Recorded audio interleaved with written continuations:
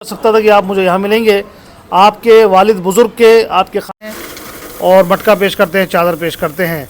बाद में जैसे जैसे समय बाबा के रहने का स्थान बना दिया, उसके बाद जंगल की आग की तरह ये। तो अब मैं ना आपको बाबा के बारे में पूछता हूँ जो यहाँ पर बैठे हुए हैं। आप कुछ बताएंगे बाबा के बारे में? हाँ जी, मेरा नाम शकील अहमद है जी और मैं सज्जादा नशीन हूँ दरगाह का। जी और बाबा के बारे में आपको बताना चाहूँगा कि पहले तो आपका जो पूरा नाम है उसका विश्लेषण जो है वो इस तरीके से है कि हज़रत शेख अबू बकर तूसी हैदरी कलंदरी उर्फ मटके शाह, यानी अबू बकर आपका नाम है। हज़रत को जो है मिस्टर को हज़रत कहा जाता है और अबू बकर आपका नाम है। तूस मुल्क ईरान के आप रहने वाले हैं जी जी और हैदरी आपका ख़ानदान है, कलंदर आपकी सिफ्त है। और क्योंकि आपने मटके का एक बहुत बड़ा करिश्मा दिखाया था, इसलिए आपको मटका पीर के नाम से कामयाबी मिली। वो करिश्मा भी हमें बता दीजिए जो हमारे जी देखिए, viewers हैं, जो बाहर से देख रहे हैं ना, हाँ। उनको भी पता चले बाबा की करामातों का। देखिए, जब बाबा जी यहाँ पर आए थे तो ये बहुत बड़ा मिट्टी का टीला था। यहाँ पूरब के जानिब से यमुना नदी बहती थी, जहाँ पर आज प्रगति मैदान है। और ऐसा कहा जाता है कि लाल किले की पीछे की जो दीवार है उससे भी टकरा के यमुना नदी बहती थी। तो जब यहाँ पर यमुना नदी बहती थी तो कुछ लोग हिंदू भाई अपने मुर्दों को जला रहे थे। तो बाबा ने आके उनसे पूछा कि भाई आप ये क्या कर रहे हैं। बाबा के लिए नया मामला था क्योंकि आप ईरान से आए थे। तो आपने पूछा तो उन्होंने कहा कि भाई ये कम उम्र में ही लेडीज़ जो है फौत हो गई है और उसके बच्चे छोटे थे। पार्वती नाम की लेडीज़ थी वो। तो बच्चे छोटे थे, सब रो रहे थे कि भाई बच्चों का क्या होगा।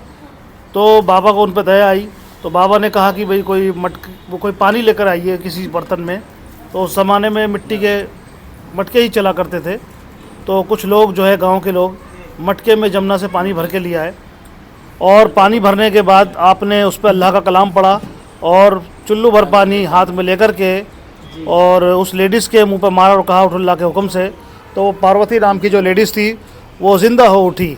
तो वहाँ पर जो भी रिश्तेदारों का तांता लगा हुआ था, जानने वालों का तांता लगा हुआ था, उनके लिए बहुत बड़ी बात थी कि भाई ये मुर्दा हो चुकी थी, इसको बाबा ने ज़िंदा कर दिया। ये तो कोई बहुत बड़े सच्चे योगी हैं, बहुत बड़े सच्चे संत हैं। तो वो सब लोग बाबा को यहाँ पर उन्होंने रोक लिया और कहा बाबा जी आप यहीं पर रहिए, हम यहीं पर ही आपकी मठ बना देंगे, आपकी खानका बना देंगे, आप मत जाइए। तो बाबा जी यहीं पर रुक गए और उन्होंने सब पगडंडियाँ वगैरह साफ़ करके जंगल को अच्छा सा साफ़ करके बाबा के रहने का स्थान बना दिया। उसके बाद जंगल की आग की तरह ये करिश्मा, ये चमत्कार दूर दूर तक के गाँवों तक फैल गया। हमारे पास जो किताब है उसमें गाँवों के आसपास के नाम भी लिखे हुए हैं, यहाँ से लेके नोएडा तक के, गाज़ियाबाद तक के गाँवों के नाम लिखे हुए हैं, दिल्ली के गाँवों के नाम लिखे हुए हैं।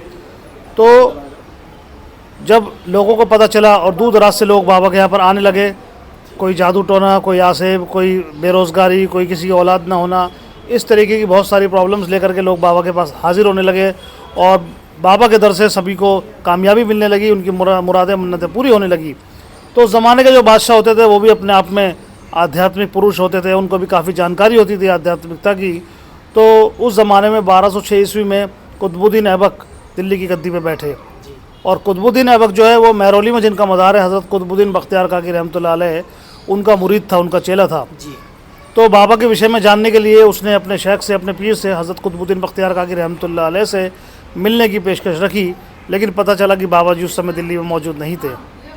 तो उसने ख़ुद ही स्वयं ही 28 अक्टूबर 1206 ईस्वी का दिन चुना और कहा कि हम बाबा को चल के आज़मा लेते हैं। अगर कोई वास्तव में कोई संत हैं, कोई पहुँचे हुए बाबा हैं, कोई पीर हैं, फ़कीर हैं, तो चलो वो चल के आज़मा लेते हैं।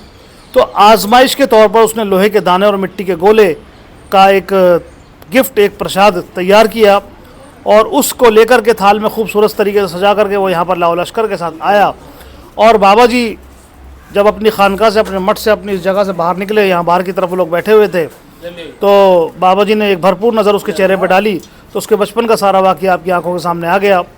और वो वाक़या ये था कि बाबा ने फरमाया कि बेटा कुतुबुद्दीन, आप ईरान में हमारे घर इतने साल पहले आए थे, उस समय आपकी उम्र 10 साल थी, काजी मुनीर आपको लेकर के आए थे और आप बादशाह तो बहुत दूर की बात है, उस टाइम आपका प्रेजेंट का भी कुछ पता नहीं था कि आप क्या करेंगे जीवन में। तो अब आप इतने बड़े हो गए कि आप पीरों को आजमाने लगे। तो इतनी सारी बातें जब हुई तो बादशाह की याददाश्त लौट आई और उसने बाबा से फरमाया कि बाबा आप मैं उम्मीद नहीं कर सकता था कि आप मुझे यहाँ मिलेंगे। आपके वालिद बुज़ुर्ग के, आपके ख़ानदान के मुझ पर बहुत एहसान हैं उन एहसानों की वजह से आज मैं जो भी कुछ हूँ वो बना हूँ। और आपके पिताजी ने पेशन गोई की थी कि एक दिन आप सुल्तान बनोगे, तो उसी पेशन गोई का आज मैं फल देख रहा हूँ कि मैं दिल्ली का सुल्तान बन गया हूँ। लेकिन मुझसे बड़ी गलती हो गई कि मैं आपको यहाँ आजमाने के लिए आ गया, कृपया करके आप मुझे माफ़ करें। तो बाबा जी ने उस सुल्तान को माफ़ किया, और माफ़ करने के बाद आपने फरमाया कि आप मेरे लिए क्या तोहफ़ा लेकर के आए हैं। तो वो शर्माने लगा, झिझकने लगा, हिचकिचाने लगा, क्योंकि उसको पता था कि मैं बाबा जी की शान में गुस्ताखी करके आया हूँ। तो बाबा जी उसके मकसद को समझ गए। और आप, क्योंकि कोई भी पीर होता है तो वो किसी को चमकाने के लिए या कोई और मकसद से वो चमत्कार या करिश्मे नहीं दिखाते, वो जग जागरण के लिए, लोगों का भला करने के लिए ही अपने ईश्वरीय शक्ति को दिखाते हैं, लोगों का भला करने के लिए। तो बाबा जी ने हाथ उठा के ईश्वर से दुआ करी, देखते देखते करिश्मा हुआ। जो लोहे के दाने थे वो असली भुने हुए चनों में तब्दील हो गए, और जो मिट्टी के गोले थे वो गुड़ में तब्दील हो गए, क्योंकि लोहे के दाने और मिट्टी के गोले लेकर के बादशाह यहाँ पर आया था। और जब ये करिश्मा हुआ कि लोहे के दाने चनों में तब्दील हो गए और मिट्टी के गोले जो थे वो गुड़ में तब्दील हो गए, तो ये बहुत बड़ा करिश्मा था। लोग हक्के बक्के रह गए कि ये कैसे हो गया, और बाबा ने उसकी लाज रखने के लिए ये करिश्मा, ये चमत्कार दिखाया। तो बाबा ने अपने भक्तों से गांव से दूध मंगाया और गुड़ और दूध का एक शरबत बनाया, और थोड़ा सा गुड़ और चने लेकर के लोगों में बांटा, लोगों में तकसीम किया, और ऊपर से शरबत पिलाया। उसी के बाद से ये सिलसिला आम हो गया कि बाबा के दर का प्रसाद जो है वो गुड़ चना ही बन गया, और लोग यहाँ पर आते हैं, अपनी मन्नतें मांगते हैं, या अपनी खुशी से बाबा के दरबार में गुड़ चना पेश करते हैं, और मटका पेश करते हैं, चादर पेश करते हैं। बाद में जैसे जैसे समय बीता और चीनी का चलन आम हो गया, तो हमारे बुज़ुर्गों ने गुड़ के साथ साथ चीनी को भी इसमें ऐड कर दिया, जिससे कि शरबत को मीठा करने का अच्छा हो जाता है। तो तभी से ये सिलसिला चलता चला आ रहा है। लोग अपनी मन्नतें मांगते हैं, और अपनी खुशी से भी बाबा के दरबार में मटका, 1.25 किलो गुड़, 1.25 किलो चना, 1.25 किलो चीनी, 1.25 किलो दूध पेश करते हैं। 2 चादर पेश करते हैं, एक आपके यहाँ पर और एक आपके जो खलीफा है, जो आपके अव्वल खलीफा है और जो आपके अव्वल सबसे पहले मुरीद हैं, वो शेख रहीमुद्दीन इराकी रहमतुल्लाह अलैह हैं। बाबा जी जब बागदाद में एजुकेशन प्राप्त करने के लिए गए थे सूफीज़म की, यानी रहने वाले तो आप ईरान के हैं, और एजुकेशन प्राप्त करने के लिए बगदाद गए। बगदाद उस ज़माने में दुनिया का एक बहुत बड़ा सूफ़ी सेंटर था, जहाँ पर सूफीज़म की शिक्षा दी जाती थी। तो वहाँ पर हज़रत गौसुल आज़म दस्तगीर, पीरान पीर दस्तगीर हज़रत गौसुल आज़म के पोता दर पोता जो थे वो शेख शाह सलाउद्दीन रहमतुल्लाह अलैह थे।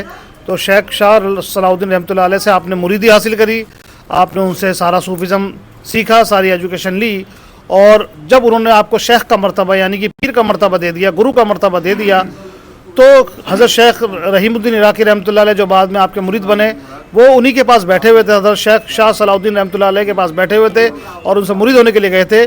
तो शेख शाह सलाउद्दीन रहमतुल्लाह अलैह ने फरमाया कि मुझसे नहीं, मेरे मुरीद